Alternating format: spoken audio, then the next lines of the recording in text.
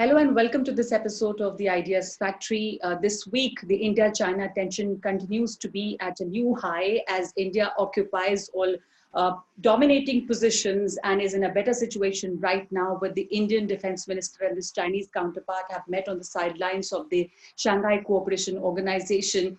And some statements have come out of it. But now the big question is, even if the talks are happening, along with the border tensions, what are we going to get out of this? Because China seems to be buying time. And the big question is, can China be trusted? Because there are precedents of talks and attacks and aggression going hand in hand. Other than that, we will also look at the pressure on Russia by the NATO members from Germany, from European Union, because of the poisoning, political the political issues that are coming up after Navalny's poisoning there. We will look at that. And of course, the American elections and the statements that Trump has been making yet again. Harsh, let's begin with the India-China tension that seems to be occupying everybody's mind, especially when Rajnath Singh, our defense minister, has met the Chinese counterpart on the sidelines of the SCO. And it is said, it's being reported differently, Harsh. The Chinese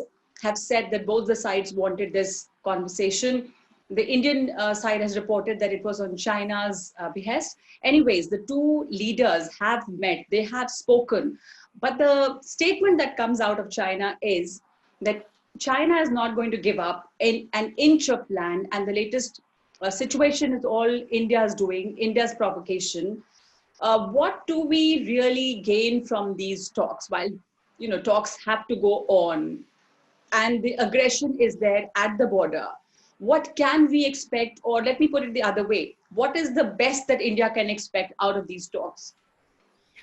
I think, Naghma, the best that India can expect is to get a sense of what the thinking is at the highest levels of the government, of the Chinese government.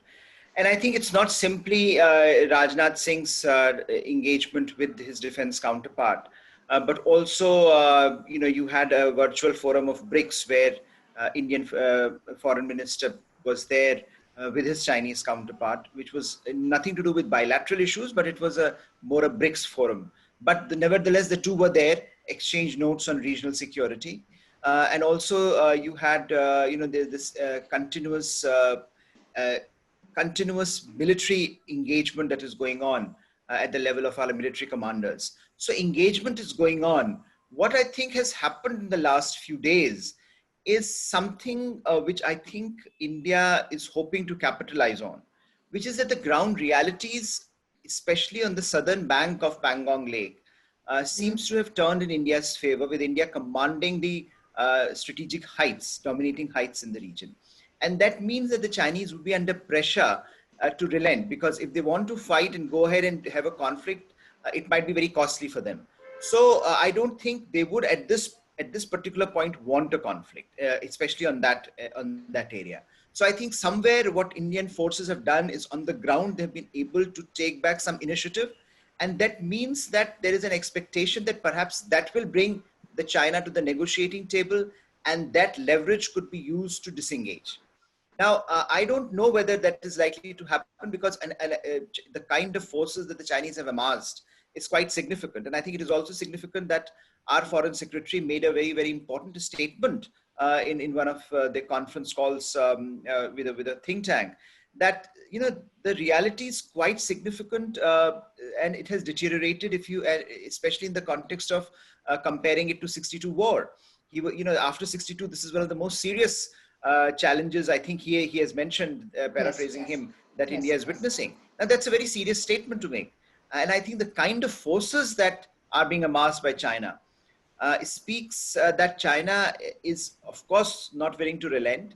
And what is also happening now is that India is pushing. So I think, there are two elements here. One, China is continuously in a process of mobilizing its forces, of making it clear to India what the intent are, what its intentions are, and India also not relenting. So you have pull and push both happening on the border.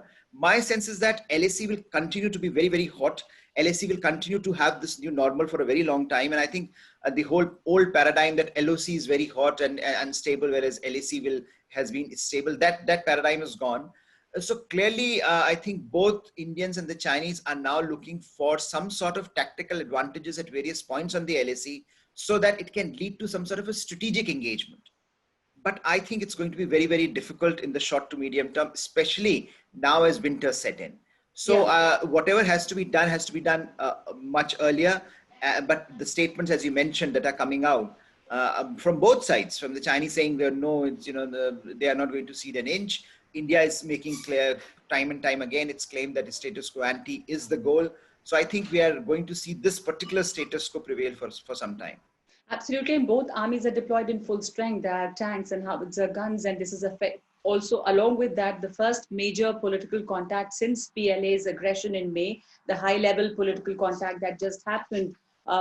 And you mentioned about the Foreign Secretary Shringla's comment that we want talks should, the crisis along LAC is unprecedented, but it can't be business as usual. But at the same time, we are very hopeful of talks and resolving through talks. How significant is that? Because it also seems, and when we talk about talks, engaging in talks, as you mentioned, since the Indian soldiers, what they've done here in these 6 days is historic, and they have occupied the dominant position. So do you think the talks that just took place would also be qualitatively different, and India this time is talking from a position of strength? So the how you can engage in these talks would be different.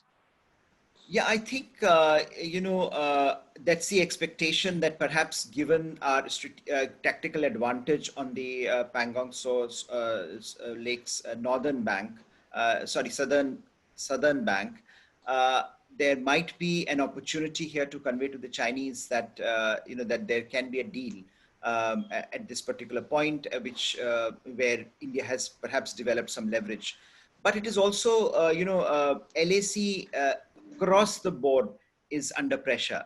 So it's not simply that you have a particular problem. Certainly we have a problem at the northern bank of Pangong So and Gorga.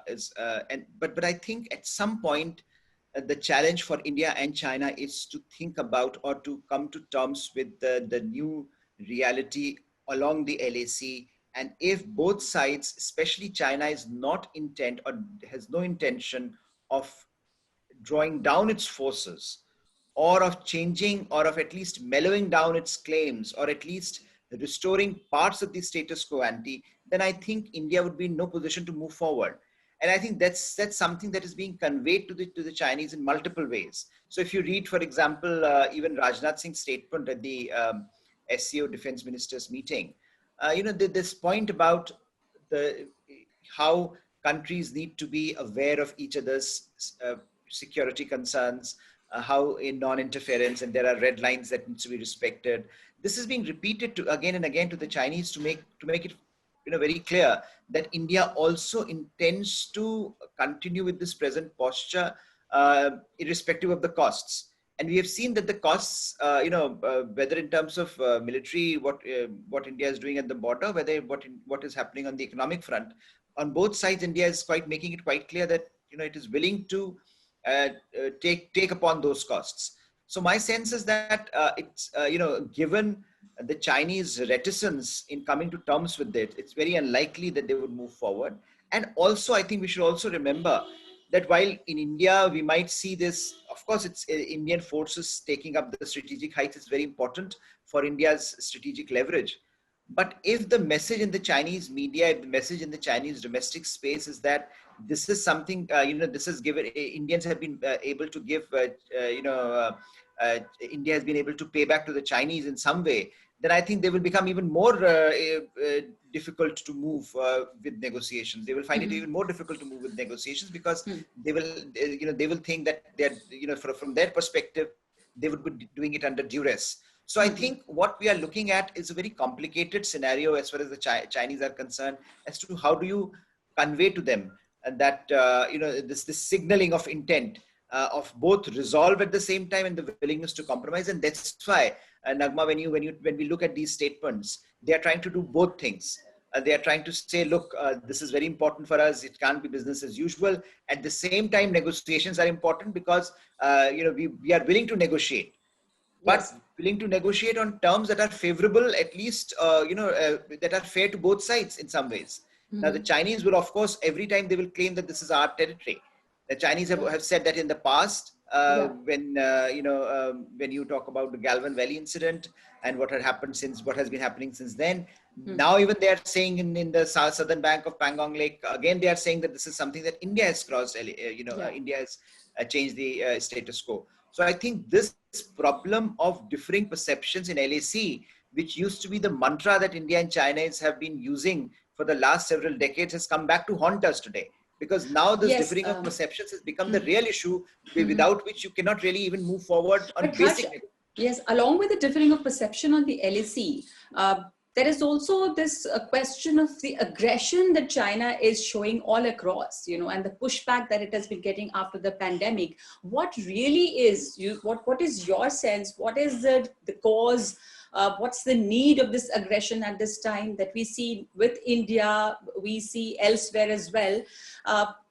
So what is it that they're trying to achieve? And China also at this time extending in hand for talks. It has happened earlier too, that you are talking and then there is aggression simultaneously. So this is this aggression at the same time that the talks are going on. This is in continuation with the standard Chinese policy. So the question of trust, there is a big question on trust, trusting China.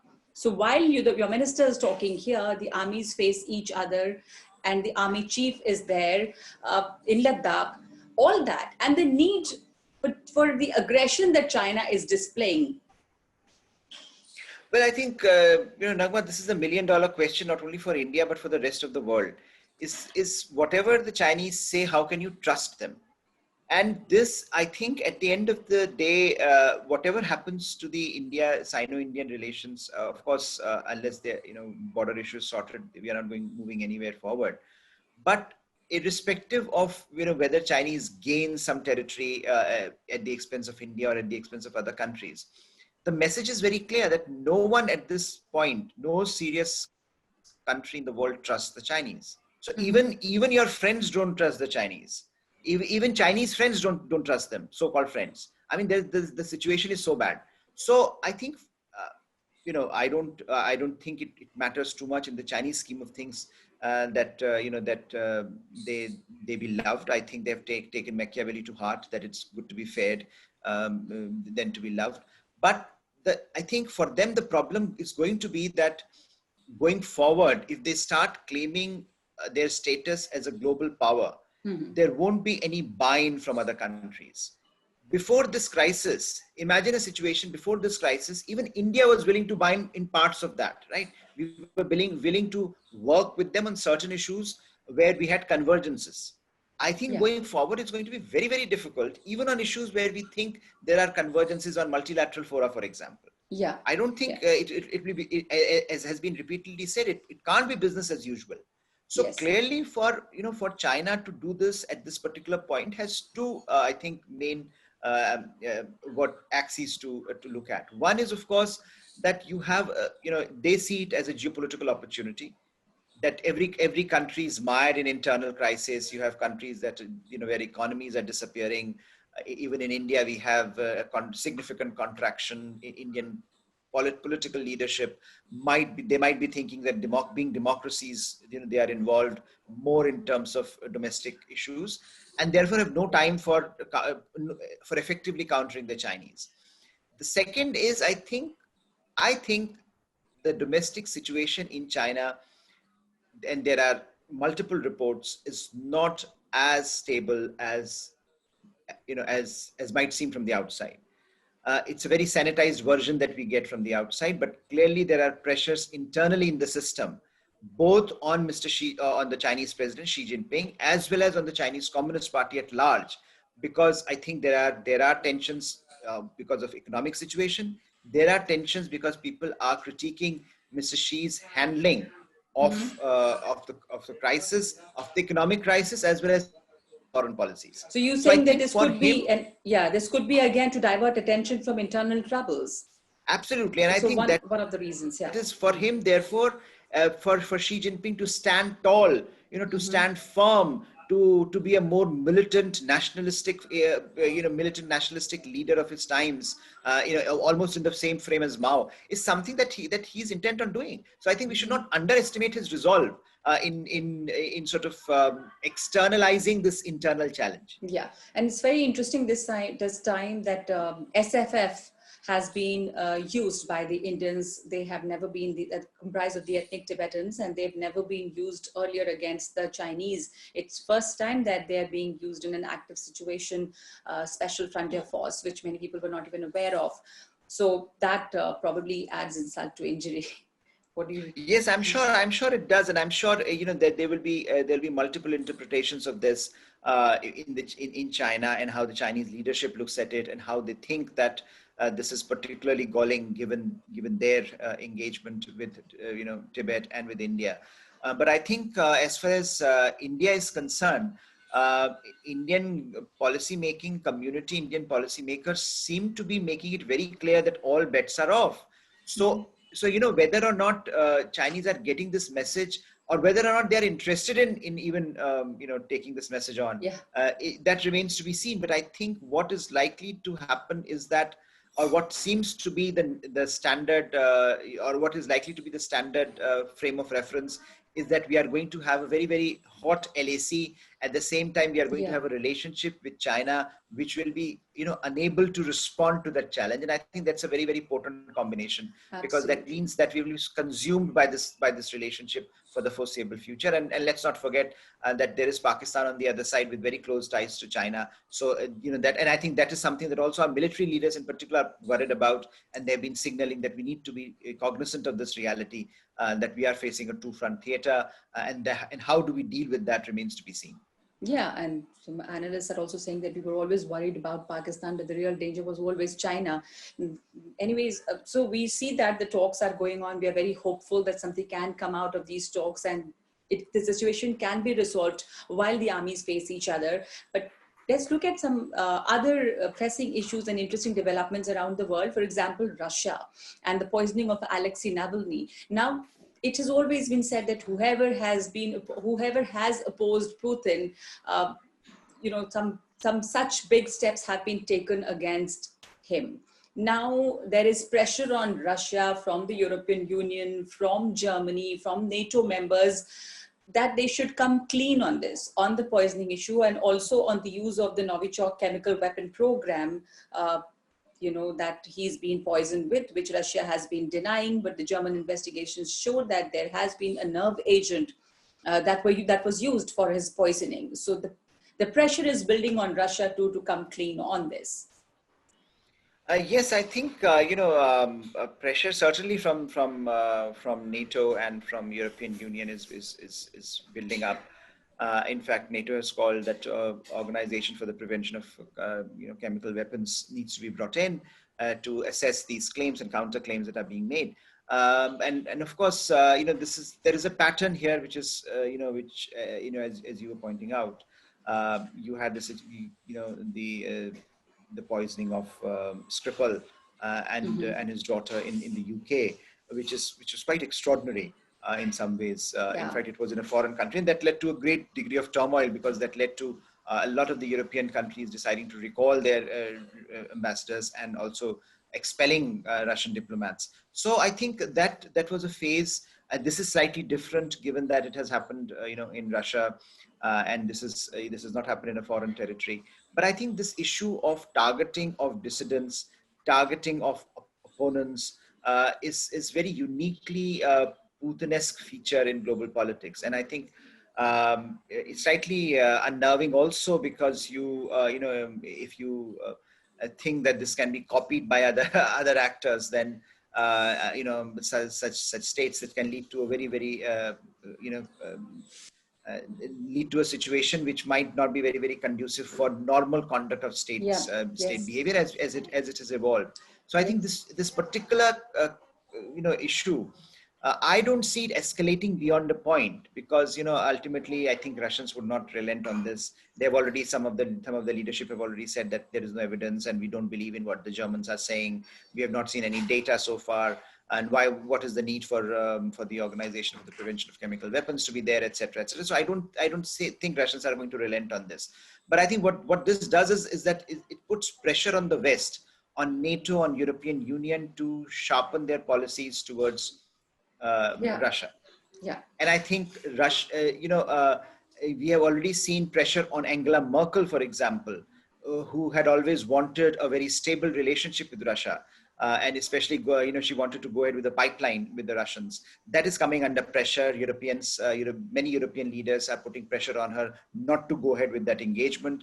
So my sense is that that is going to be that might create more fissures in the short term for Europeans internally, because there are now going to be stronger voices on how to proceed with Russia. So this internal dimension of Europe is going to be more interesting to watch than that what anything happens in particular with Russia, because I don't think Russians are going to relent on this.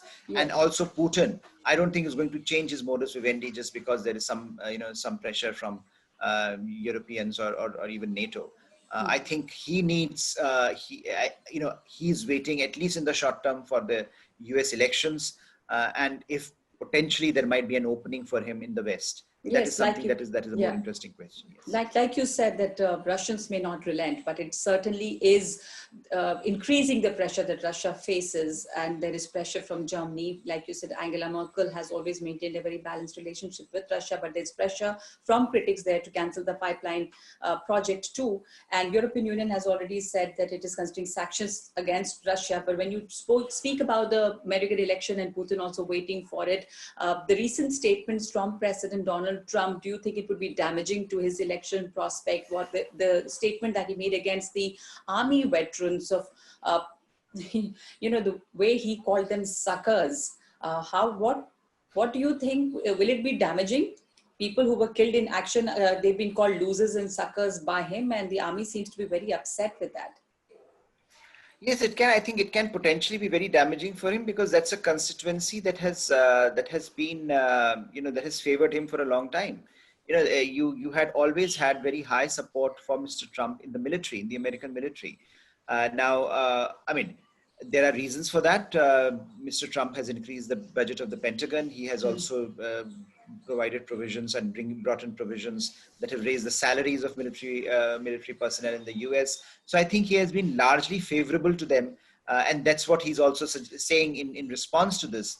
That these are not this can't be attributed to him, and B, why would he say that if his track record suggests that he has been very, very favorable to the military? But I think certainly given his personality, and this report in the Atlantic, which sort of attracts this, his comments, it's a good psychological analysis also of Mr. Trump as to why he says what he says, and therefore his response to this. He can't really comprehend why anyone would want to give his or her life for the country. What is in it for him? A very transactional person that he is. He doesn't seem to comprehend the larger purpose of life, if you will, behind the decisions of people to die or to commit their life for the nation. So I think it's possible. It's not very unlikely for him to make such comments. He's known for making outrageous statements. But I think in the context of American politics, this can be potentially damaging for him, given that how this particular constituency had rallied behind him. I think even very, very recently, the kind of numbers that we were getting were that almost 60% of the military favors him, and they have a favorable opinion of Mr. Trump. And so I think this might change the dynamic a bit. But again, that Mr. Biden has already attacked him for that, and there have been a lot of attacks on him for that, because American military is not something that you target. That's a constituency that is almost coming from the president in American politics, and you don't target American military like this. But let's also recall that in his last election campaign, he targeted John McCain's record as an army veteran. Absolutely, yeah. And that was quite, at that point in time, it looked as if this is going to destroy him, because he was a decorated war veteran, as a POW, during the Vietnam War, a very, very celebrated kind of record that he had, and it did nothing to him. I think in the end we know that he came out of this unscathed. So I think certainly it has the potential, but whether it damages him politically, it still remains to be seen. I think there are other issues which perhaps will again determine whether he falls in November. But my sense is that this is good for the for the news cycle, but not largely beyond that, in terms of it's not going to really affect his prospects, in terms of permanently damaging him his political prospects. And the kind of comments he's making, people will probably stop reacting to all these comments and not take it so seriously, because one after the other there are new comments every day, and proves probably what his niece wrote about him in his book, that he's a child who's never grown up. Thank you so much for that analysis, Harsh. So that's it from us on Ideas Factory, where India and China the armies continue to be locked against each other, and the talks are also going on. So we, keep watching that. Thank you for this week. Thank you.